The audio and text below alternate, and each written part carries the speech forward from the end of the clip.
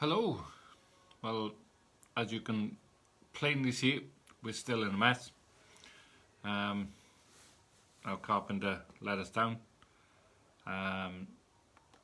So Megan's here is probably going to have to do the skirting boards, which I'm not best pleased about. But there we are. It's one of those things, and it has to be done. The weather outside is okay. It's normal weather. It's not raining, so that's a plus.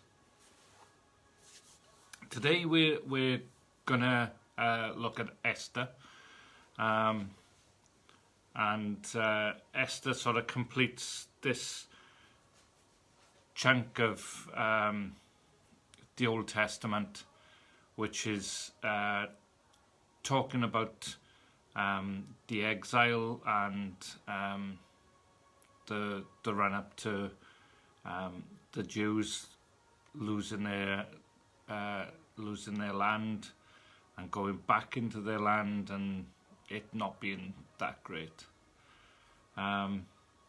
So we'll get on. Esther and Daniel tend to go very much together. Not in terms of place in the Bible, but they both come from people who come from the exile and didn't go back. Now there are only two books in the Bible that are have women's names. They're named after women. That's Ruth and Esther. And there are only two books in the Bible that never mention God at all. And they're the Song of Solomon and the Book of Esther. So why do we have to read it? Well, like Ezekiel and Daniel, there are few books in the Bible that are set outside the Promised Land. And this is interesting because it tells us how the Jews behaved when they were in a Gentile society. Therefore, it's a good guide for us on how we should behave in a non-Christian society. Both Daniel and Joseph rose to become effectively prime ministers in their land, in what was a pagan land outside of their own people, and they managed to do it without compromise. Now, Babylon was defeated by a coalition of the Medes and Persians, and if you've been listening to any of my previous podcasts, you will know that will be ingrained in you. And they were first. The first ruler was a Mede, and he was named Darius. And the second ruler was a Persian by the name of Xerxes, otherwise known as Ahasuerus. Let me get my teeth back in. Ahasuerus. Now Esther. Esther's was the name that she was given in Babylon. Her name is actually Hadassah. I'm going to have problems with names today. Hadassah. And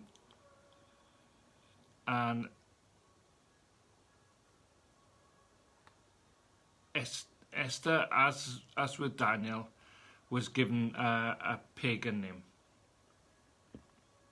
And Esther's short for Ishtar, as in the Ishtar Gate.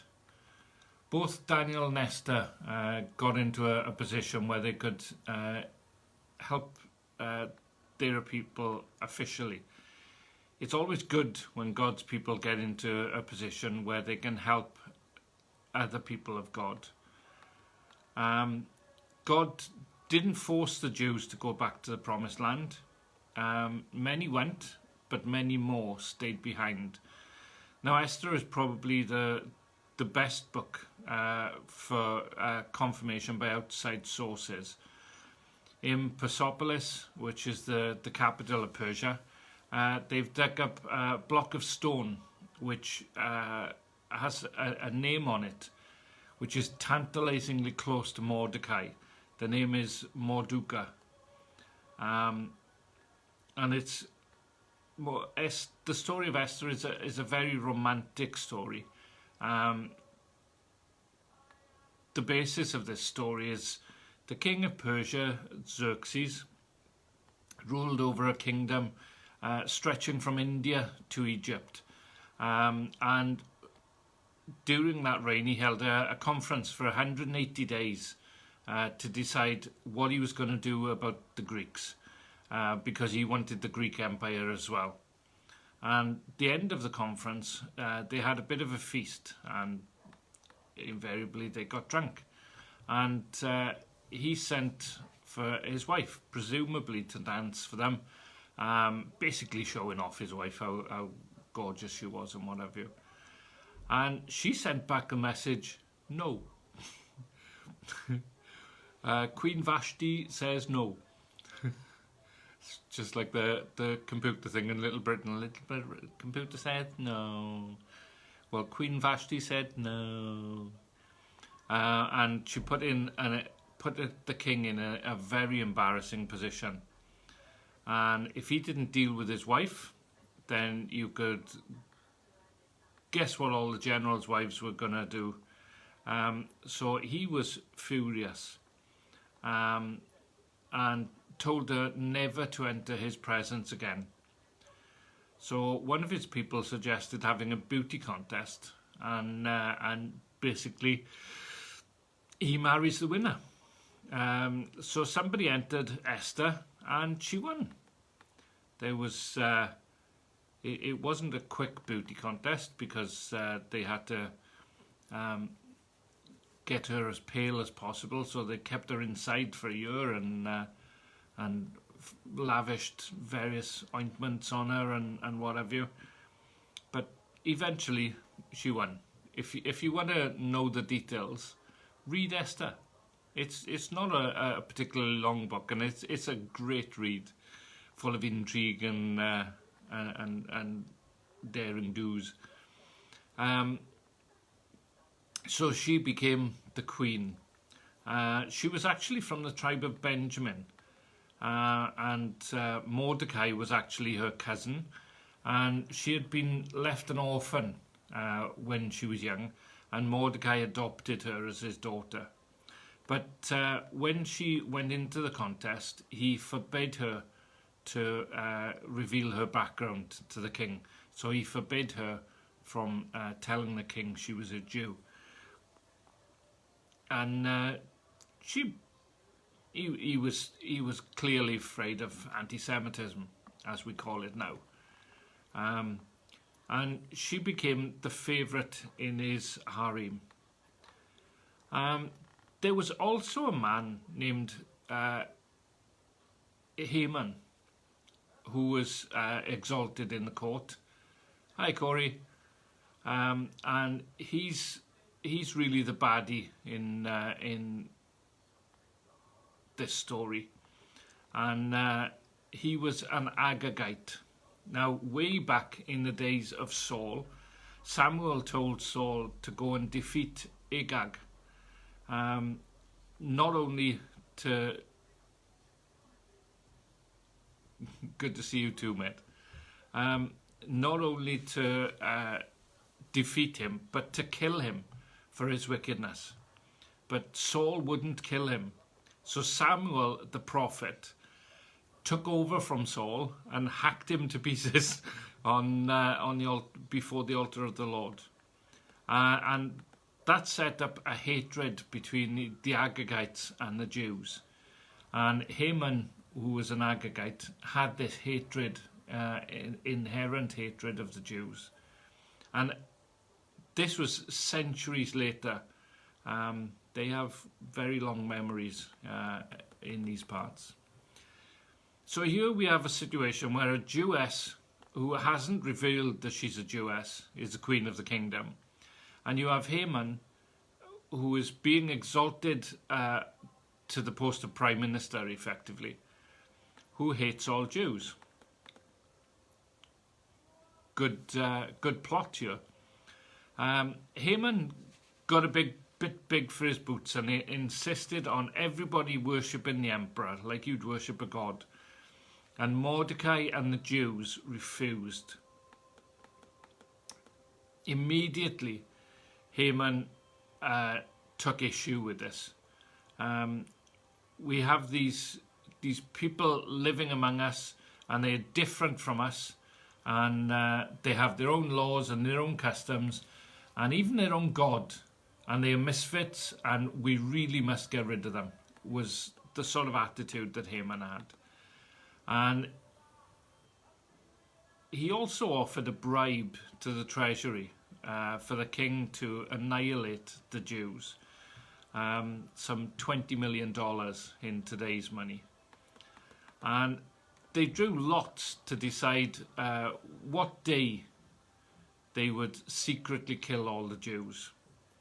And the word for lot is Pur, and the word for lots is Purim. And if you've heard of the Feast of Purim, then that's the feast celebrating the Jews being saved from genocide. And the lot cast was cast for the 13th day of the month.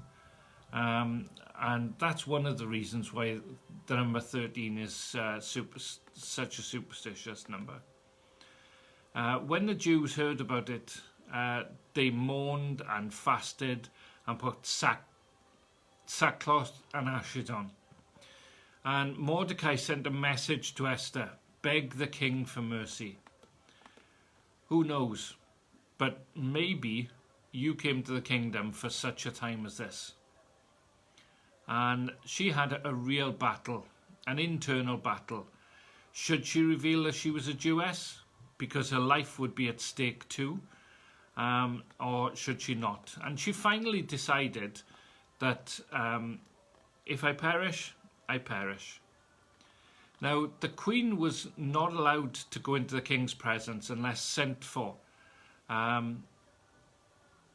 Knowing this, she boldly walked into his presence, and on the off chance that he loved her enough to accept her apologies for going into his presence. And she was greeted well, and the king said, "What do you want?" basically. And she asked for a banquet with her, the king, and Haman. And they had this banquet. Haman, whilst this was all going on, hated Mordecai.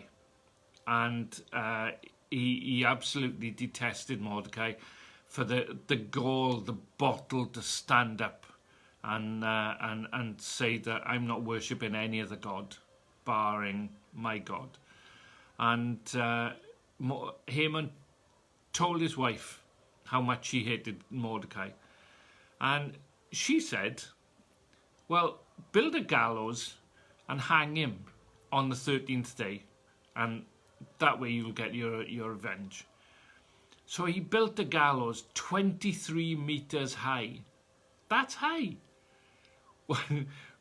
You only need to hang somebody with a couple of inches off the floor, but he built the gallows 23 meters high. And that night, the king had insomnia. He couldn't sleep. So, because he couldn't sleep, he read his old diaries. And he read that Mordecai had saved his life years before. And he asked his servant, how did we reward this man? And his servant said, he's never been rewarded.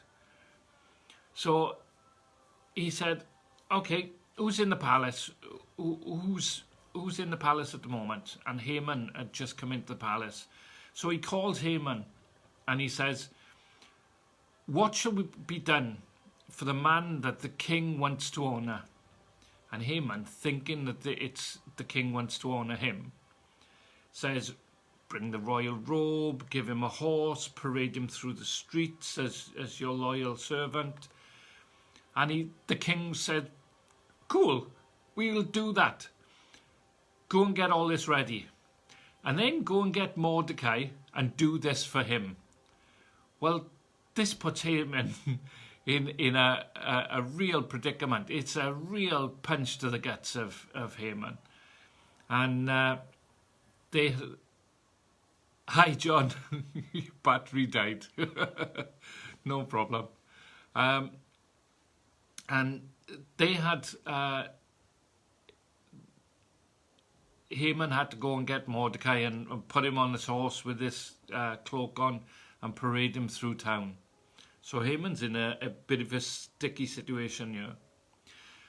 Meanwhile, they have a second banquet. Esther in the first banquet says, I'm not going to tell you what I really want. Can we have a second banquet with just the three of us there? So they have a second banquet, and Esther pleads for her life, and she pleads for the life of her people. And the king says, well, who would threaten your people? And she replied, Haman. The king gets up in a rage and goes out to the banquet room to cool down. Meantime, Haman pleads with Esther, and he begs for Esther. And just as the king is returning into the room, Haman falls on the couch where Esther was reclining. The king instantly thought that Haman was trying to molest Esther and orders him to be hung on his own gallows immediately. Now, the people who have heard about this day when they were ready to kill the Jews, this had spread throughout the empire. So you're not looking at just a town. You're looking at a complete empire from India to Egypt, all getting ready to kill the Jews. And if this would have happened, there would have been no Jews left throughout the world. So in the meantime, Haman was taken out and hung, and his ring was the ring of the Prime Minister was taken off his hand and placed on Mordecai's hand. So here's Mordecai being put in the place of Haman as the Prime Minister, and Mordecai is also a Jew. So King Xerxes now has a Prime Minister who's a Jew and his Queen who's a Jew. But because he couldn't take back his decree once he'd ordered it, he made a second decree that the Jews could take up arms against those who were trying to kill them. And they were even allowed to continue taking up arms the following day. So they eradicated Haman's family. He had 10 sons, and they were all slaughtered. And so were all the enemies of the Jews. And basically, if this slaughter of the Jews had gone on, we wouldn't have Christ being born. There are many, many different times in history when the Jews have been threatened with genocide. Much more than any other nation, which is another pointer that they are God's people, and the enemy of God is trying to take them out. Everybody loves a story like this. As a literary structure, it's superbly told. It's got the structure of building up to a climax. And whoever wrote this story was writing it and put it together with immense skill. You've got the danger in chapters 1 to 5. Chapter 1, the prologue. Chapter 2 to 3, the king's first decree. Chapter 4 to 5, Haman's exasperation with Mordecai.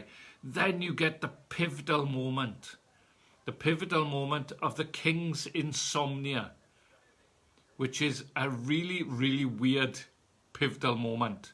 One man can't sleep, and that changes the whole perspective. And then we have the deliverance in chapters 6 to 10. 6 and 7, Mordecai's exaltation over Haman. 8 to 9, the king's second decree, in which the Jews must never be touched again. And 10 is the epilogue, a celebration, the first feast of Purim.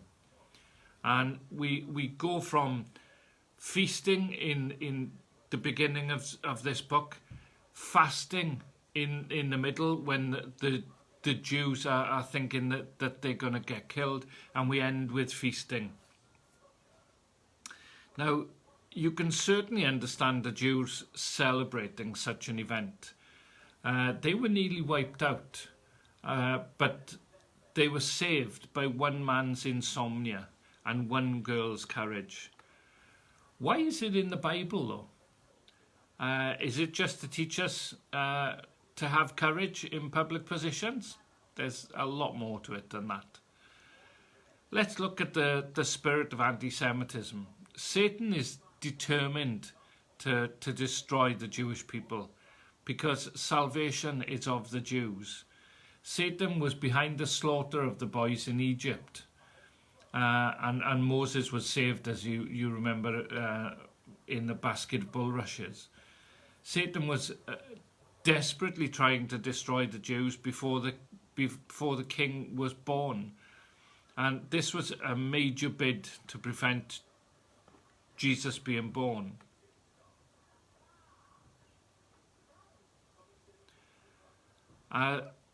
And then as soon as he knew Jesus was born, he tried again with Herod. Our Bible was written by 40 different authors, all of which, barring one, were Jews, over a period of 1400 years in 3 different languages. The one that was not a Jew, who was a Gentile, was Dr. Luke. Matthew, Mark, Luke, and John. And he got his material from Jews. So without the Jews, we wouldn't have the Bible. It's no wonder they're hated more than any other people. There is a demonic, something demonic behind all anti-Semitism. It's worse than any other feelings relating to other strangers or misfits. So many have tried genocide in relation to Israel. Pharaoh, by wiping out the male babies. Haman tried it. Herod tried it. Hitler tried it. You don't have to curtail yourself to the Bible to see that people are constantly trying to kill the Jews. It keeps popping up in history because salvation is of the Jews. We ought to be very grateful to the Jews. And our Saviour is a Jew. And he was a Jew. But there's someone else behind the scenes in this drama. Statistically, there are too many coincidences in this story. And when you get too many coincidences, you have to ask, is this a coincidence or is this providence? Is this God behind the scenes? And when so much hangs on the small instances, then you really are watching God at work. I mean, it all hung on the king not being able to sleep that night. And I think we see God at work in the circumstances, protecting his people from whom his son was to be born. We see it in Mordecai's belief. Mordecai believed firmly that God would preserve his people. And he said to Esther, if you won't do God's work, then he'll find somebody else to do it. He had an incredible faith in God's overruling of bad situations. We see it in the chance events, which all fit together. From the fact that Mordecai had saved the king's life years earlier. Even the fact that Mordecai overheard some people plotting to kill the king. And Mordecai went to the king and told him this. And that was years previous. Excuse me. We see it from the fact that Xerxes had written this in his diary. And the fact that he couldn't sleep and he read exactly that part of his diary that night. He could have read any part of his diary that night, but he was reading this part, and he was reading about Mordecai. Someone said, if the name of God isn't in the book, his finger certainly is. Why then is God never mentioned? He is 5 times. And it's mentioned by means of acrostics. The Jews were very, very fond of acrostics. In the book of Lamentation, 4 out of 5 chapters are an alphabetical acrostic. Each line beginning with the next letter of the alphabet. It's a very skilled literary device and quite often used to convey coded messages. Now the acrostics in Esther are chapter 1 verse 20,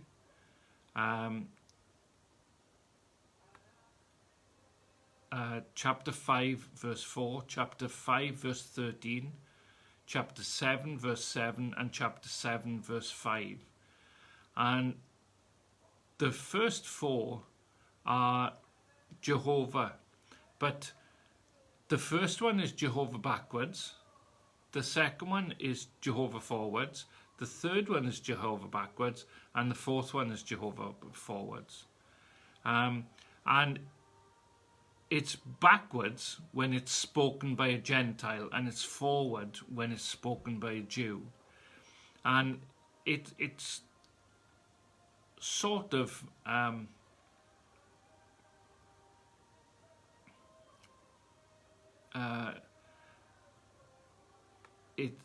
the thing that makes this really difficult to see is that the 4 letters of Jehovah or Yahweh are JHVH, and why it's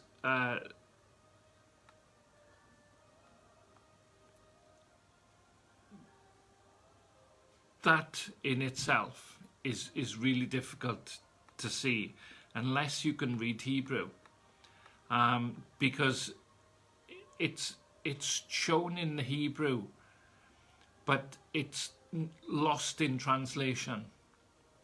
So when we go back to the Hebrew, we see the acrostics are in 5 places throughout this book. 4 of them say Jehovah, and the 5th one says hi Phil. It's backwards, but it spells EHYH, and Hye or HYHE is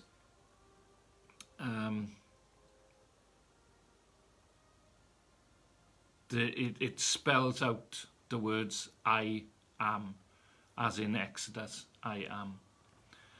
Now, there are 5 acrostics in Esther, and there are no others. It's only those 5.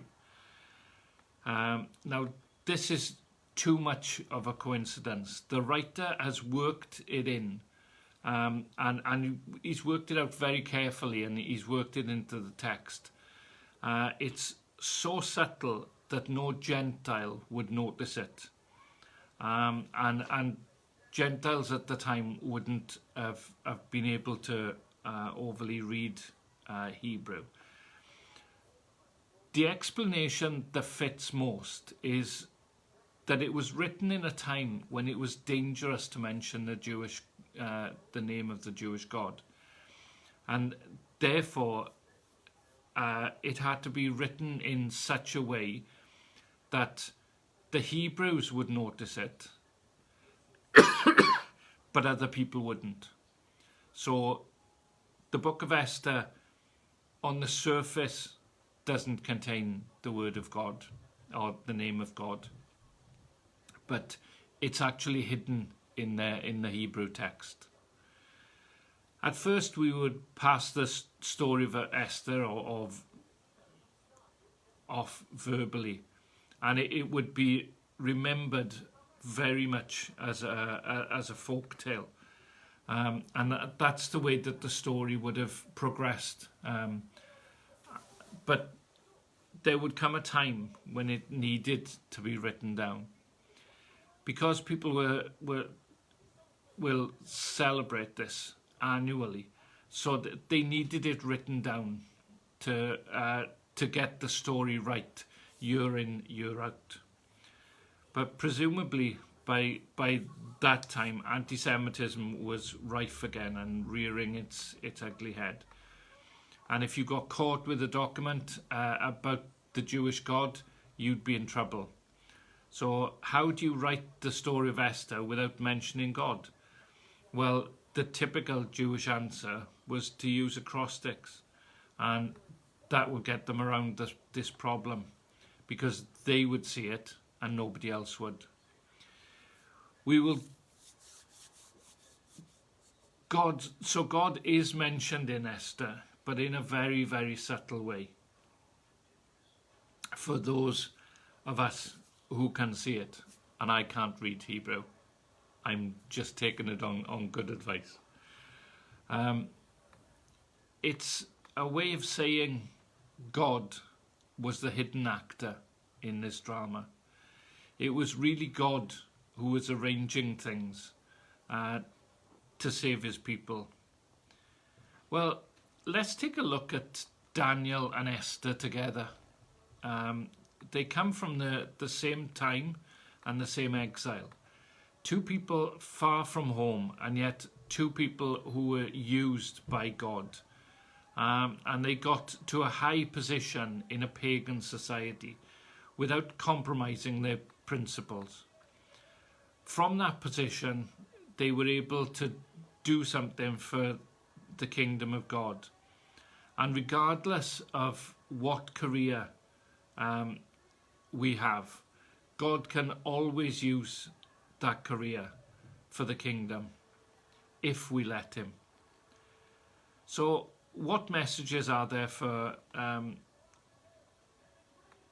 this man and this woman? The first message is God uses individuals. Just one person can make all the difference.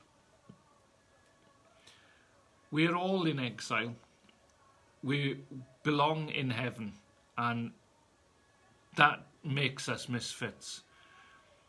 When you become a Christian, you become a misfit in the kingdoms of this world. But God can use the individuals in the kingdom of this world who keep their principles and remember who they are. The people who are willing to be promoted but not willing to be assimilated. The Jews have always got into a temptation of being assimilated to avoid persecution. In 1897, there was a man called Theodore Herzl, and he called for the first Zionist Congress to discuss the state of Israel, having basically a country of their own. And the German Jews didn't want to know because they had assimilated into German culture. Now he wanted the Congress to be held in Munich, but the Munich Jews said, no, we are Germans, so don't embarrass us and go to Switzerland. So he held it in Basel. Christians must learn from this. We have the temptation to be assimilated, to make sure assimilation always reminds me of the Borg. We will assimilate you. And if you don't watch Star Trek, you won't get that reference whatsoever. But it's in Star Trek. But we have a temptation to be assimilated, to make sure that we are not singled out as odd. But God uses us as individuals as long as we are willing to be different. Dare to be a Daniel, which is dare to stand alone and dare to be different and dare to stand up for your God. Because if you don't stand up for your God, then you're not standing for anything. Be willing to die rather than compromise. Daniel and Esther were both willing to die rather than compromise their faith. The second thing that this tells us is God preserves his people. He preserved Daniel in the lion's den. Shadrach, Meshach and Abednego were preserved in the fiery furnace. And he preserved the Jews in Susa with Esther. There's an easy way to wipe out all of God's people. Wipe out God. Can you do that? No. So, therefore, he will preserve us. And there will always be an Israel, and there will always be a church, regardless of how many people tell us the church is dying. It will be in resurgence somewhere in the world. And the third thing is God rules the world. The one word that's common in Esther and Daniel is the word kingdom. And the gospel is the gospel of the kingdom. That's the key word throughout the Bible, or through the Bible. But both Daniel and Esther, the kingdom came first. The kingdom of God, not their own kingdom, not the empire that they built up. Nothing of themselves was important. What was important was the kingdom of God. And there's a fantastic song by either, I think it's by Chris Tomlin, which basically says, I don't want to be known for anything that I do. I want to be known as a person of God. And I want God to be known through my life. I don't want the things that I have done to be known. I don't want me to be known as a person. I want God to be known through my life. And I think that's an incredible way to look at things. Who knows? You have come to this kingdom for such a time as this. And I firmly believe we have all come to this world for such a time as this. We're not... I used to say when I was young, I wish I was born in the time of Janis Joplin, Jimi Hendrix and people like that. But I've come to realise I wasn't born in that time, because I was born for a time such as this. I was born to be here at this time. The human kingdoms of the present are in God's hands. He raises up rulers and he puts them down. And as Nebuchadnezzar had to learn, the Most High rules over the kingdoms of men and he gives them to whomever he wishes. It's God who withdraws the boundaries redraws the boundaries of the atlas. It's God who decides. Hi, Anthony. It's God who redraws the boundaries of the atlas, and it's God who decides who has power and who doesn't. And he has a casting vote in every election. He votes sometimes in justice and sometimes in mercy. And when he votes in justice, we get the government that we deserve. And when he votes in mercy, we get the government we need. So we should plead for his mercy. The human kingdoms need to be told, you only rule by his permission. Nebuchadnezzar was told that, and Pilate was told that. Jesus told Pilate that. But Pilate didn't understand at the time. This is the human kingdom of the present, but there is a divine kingdom of the future. When God takes over the government of this world, they will beat their swords into plowshares and their spears into pruning hooks. And that's written on a plaque outside the United Nations building. But it's not. It's only the piece about beating their swords into plowshares and their spears into pruning hooks is written there. The other bit, which actually says when God takes over the world, that's not written there. The kingdoms of this world are going to be replaced by the kingdoms of God. Daniel says in Daniel 12, he will be raised from the dead when Christ comes again. And so will Esther, and so will all the saints. And all those who have been faithful will be used again to show the governments of this earth. And that day,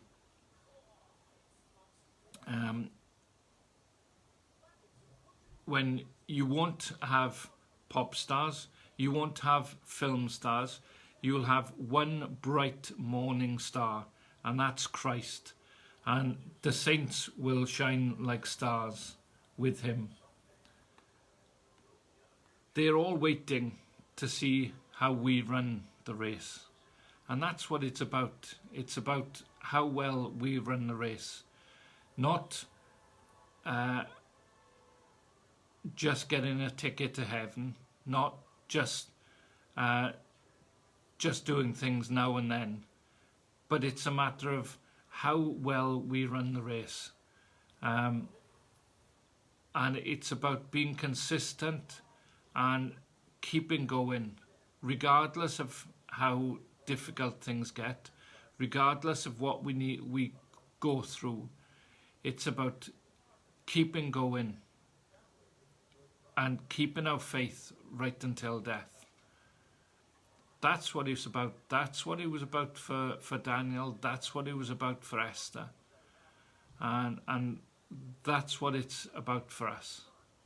So keep the faith. Regardless of what it takes, keep the faith. God bless. I'll see you next time. Goodbye.